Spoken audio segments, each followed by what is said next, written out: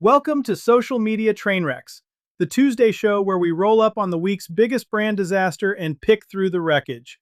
I'm Giovanni Gallucci, and this week Chloe Dawn's riding shotgun. We find the dumb decision, the post that poured gas on the fire, and the one move that would have saved them. Chloe, what are we rubbernecking at? Gio, this week it's not one brand. It's about 40 of them, all crashed into the same guardrail. Open Instagram and every other post is a brand apologizing. We're so sorry our product is too good. Corporate letterhead and everything. Now that's a Tuesday. A 40-car pileup, everybody's sorry, and nobody touched the brakes. Pull us up to the crash site because I've got a feeling the apology is the wreck. So here's the wreck. There's a format going around called the official apology statement. Walk me through what it actually looks like on the screen. It looks like a real crisis notice. Serious font, a corporate letterhead, the words official apology statement across the top. The thing a company posts when it truly stepped in it. Okay, so my thumb stops because my brain says, uh-oh, somebody's in trouble. Then what? Then the punchline. They apologize for the wrong thing on purpose. Sorry our sleep gummies knock you out too fast. Sorry our chips are too addictive. Sorry we're just irresistible. So it's a humble brag wearing a hazmat suit. Cute. Who's actually doing this? Everybody. The team pulled a list from just the last couple weeks. Moon Brew, the sleep gummy people. Roxy, they make fancy ice cubes. Fancy ice cubes have a crisis comms department now. What a time to be alive. Bloom, Mario Badescu, JVN Hair, Material Kitchen. Beauty, wellness, food, all of it jumping in. And where'd this even start? Because it didn't fall out of the sky this month. Philippines, back in 2024. Small brands doing it for a laugh. Then, last November, it went global, and every marketing team on Earth grabbed it with both hands. Right. And here's the part that makes this a real wreck, Chloe. And it isn't the joke. The joke's fine by itself. Wait, you're defending it? One brand, one time being cheeky about its own product. Nobody's writing a headline about that. That's just a brand with a personality. The wreck is what happens when the whole industry does the same bit, in the same month, with the same word. And the word is sorry. The word is sorry. They all reached for the single most loaded word a brand owns, and they spent it on a gag. 40 brands firing off, "We're sorry," as a punchline at the same time. They're all draining the same tank, and it's a tank you only get to fill once. Okay, break that down for me. Why is sorry so different from any other word a brand could grab for a joke? Because sorry is a flare, not a flashlight. Meaning what? A flashlight you click on and off all day, no big deal. A flare you fire once, and everybody for miles looks up because they know it means something is actually wrong. Sorry only works in a real crisis because you haven't been playing with it. And the second you fire it for fun? You've trained your own audience that when you say sorry, it's content. It stops meaning anything. You just spent the emergency word on a Tuesday. For likes. For likes. And that's the bonehead move, and it's the whole lesson. One of these brands, a bladder support company called Uresta, actually bragged to a reporter that their fake apology pulled almost double their usual likes. Okay, but double the likes. Doesn't that mean the post worked? Oh, it worked great. That's exactly the trap. How's a post working a trap? Because the number went up, so the room high fives. So they run it again next month. Nobody in that room is tracking the thing that actually got spent, which is the weight of the word. Engagement is easy to count. Credibility isn't. So it walks out the back door while everybody's staring at the light counter. And this week, the marketing world finally said something, right?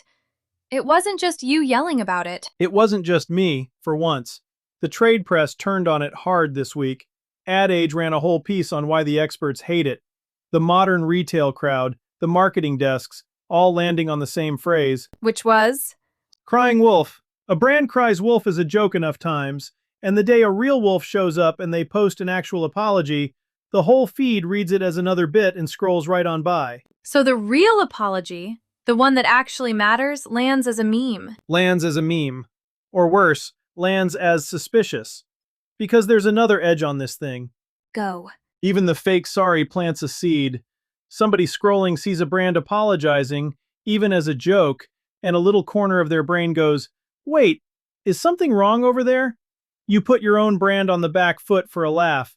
You invited the exact question you never wanted anybody asking. So even the format itself does damage, not just the word. The format is the sneaky part, and it's the piece most people miss. They didn't just borrow the word sorry, they borrowed the whole look of a real crisis notice. The letterhead, the serious type, the layout a company uses when it genuinely has to come clean. That visual used to be a signal all by itself. You saw it and you knew. Pay attention, this one's real. Run that same layout as a gag a few thousand times across the feed, and you burn the signal for everybody, not just for you. Now, a genuine apology shows up looking exactly like the joke people have been scrolling past for a month straight. You poison the well for the whole neighborhood. And that's what ought to bother the brands who think they're being clever. Even the ones who sat it out just watched 40 peers teach their shared audience that a formal apology is a punchline. Every real one after this has to climb out of that hole. So how does a company that should know better let this out the door? Same way every trend wreck happens. Somebody saw 4 competitors get a viral hit off it and panicked about missing the wave. Fear of missing out, basically. Fear of missing out is the most expensive feeling in marketing. The calendar's hungry, the trend's moving, and everybody else is doing it. Greenlights things a calm room would kill on sight. Nobody asked the one question that matters. And it's not, will this go viral? It's, what does this cost us the day we actually need this word? All right, so what would have stopped it? Brands sitting there, trends hot, everybody wants the easy win. What do you tell them? You separate your vocabulary into everyday words and emergency words, and you know which is which before the trend ever shows up. Give me an example of an emergency word. Sorry, recall. We hear you.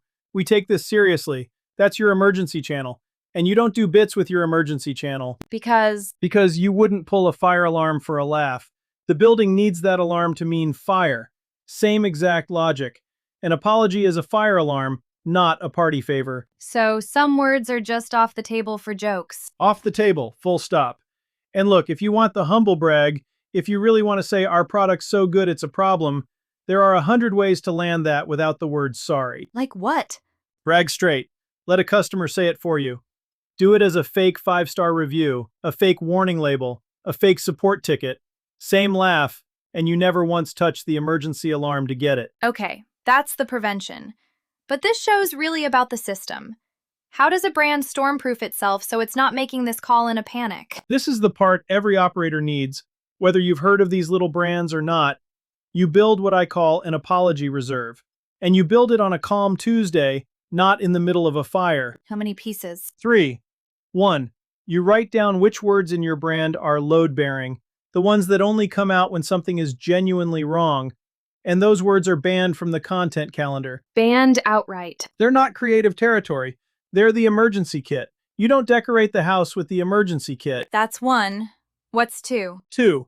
One human owns the apology, not a committee, not the intern running the trend calendar. One person whose actual job is to protect the weight of that word. And that person can say no. They can say, we're not spending sorry on a meme this month, and it sticks. The post button and the panic button aren't the same button, and they shouldn't be held by the same hand in a hurry. And 3? 3, and this is the one nobody wants to hear. Sometimes the strongest move on a trend is to sit it out. That feels like losing, though. Everyone else is getting the numbers. Watching 40 competitors ride a wave and choosing not to isn't losing, it's discipline.